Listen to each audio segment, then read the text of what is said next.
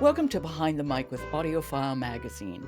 I'm Joe Reed, and as you know, today is the Audie Awards. And with me to talk about what we can expect at the gala tonight is the publisher of Audiophile, Michelle Cobb. Welcome, Michelle. Hey, Joe. Thanks for having me. Let's talk about the Audie Awards. First of all, it's a big deal. It's the 30th anniversary. Yeah, it's been really fun actually in my role as executive director of the Audio Publishers Association and, sort of being on the periphery of planning the event.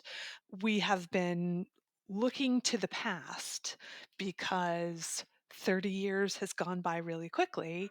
And also, people don't really remember what it was like 30 years ago.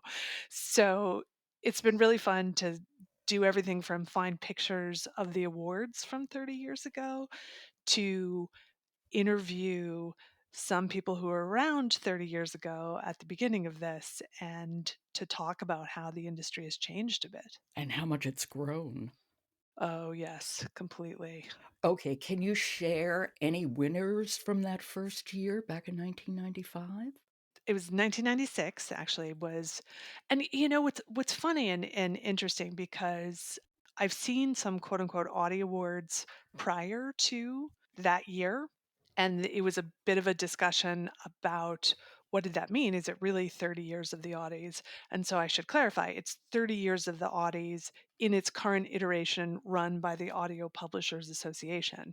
So an award called the Audie evidently was put together in the early 90s by the Booksellers Association, and they sort of awarded, with the help of some booksellers, some Audies, and then they really encouraged the association to kind of pick up the mantle and run, and indeed they did. Yes, indeed. So, what can we expect tonight? 28 competitive categories. Yes. Well, we can expect a few things. We've pivoted. We originally were having a comedian host. That is not happening. So we are going in the old Oscars host list version.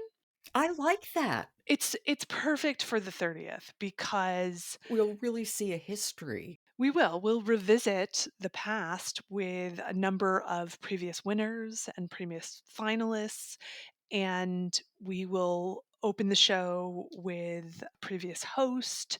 So it's just going to give us kind of a reminder of how great the last 30 years have been, how much we've changed and grown, and just a reminder of some of the people who have won before, which I think is really, really special in the end. I think so too. First of all, and this will be live streamed, which I think is important for listeners. That's correct. On the Audio Publishers Association YouTube channel, you can find it. Okay, wonderful. And what can they expect to see? Well, they can expect to see lots of people presenting awards. It's not really more complicated than that. Okay, why don't you take us through the evening? Sure. So we're going to start a little early. We are hitting the red carpet around 4. And we have so many people coming to the event, it's nearly 650, that we're actually going to have 2 red carpets, one where we're gonna focus on the press and the finalists, making sure that we get pictures of them, and then we will have a whole 'nother red carpet where everyone who's attending can take photos and really bring it all together so that everyone has a beautiful shot of their time. There'll be cocktails for the first hour, and then we will go into a theater style seating so everyone will sit down for a quick 90-minute show. And then afterwards, we will go back to the cocktail area. You can take more pictures. There's going to be hors d'oeuvres, there's going to be food stations, and then, of course, lots to drink as well.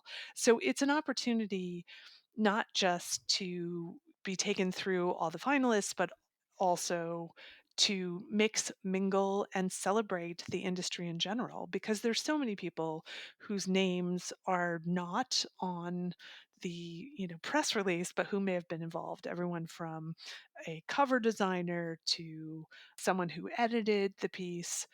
So many people contribute, and this is really our night to celebrate everyone who contributes. I think, and I know I'm guilty of this often, it's sometimes difficult to remember how difficult and complicated putting an audiobook together is. And of course, because we want the net result to feel and sound effortless. And we succeed so often that it's nice to remember all the work that goes into it and all the effort and all the talent.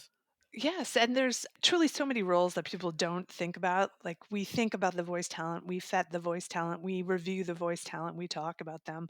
But I try to remember there's people making metadata, which is not particularly illuminating, but unless you have metadata, you can't sell the title. So there's all these little pieces of the puzzle, and hopefully every piece of the puzzle gets to be there. Oh, it'll be great, great fun. And then you're with me for the rest of the week because we're going to be talking about some winners. Yes. And then you have a special show on Friday. That is true. I actually get to talk to an author and narrator of a very cool mystery title that I liked a lot. Don't Tell Me How to Die by Marshall Karp and narrated by January Lavoie. Oh, that sounds wonderful. So I'll look forward to listening to that. But in the meantime, I'll see you this evening. I look forward to that and I'll see you later. If you like Behind the Mic, don't forget to leave us a rating and follow us on the platform of your choice. Harper Select is the sponsor of today's episode of Behind the Mic. It's publisher of This Far, my story of love, loss, and embracing the light, written by Allison Holker, available everywhere you get your audiobooks. I'm Joe Reed. I'll talk to you tomorrow.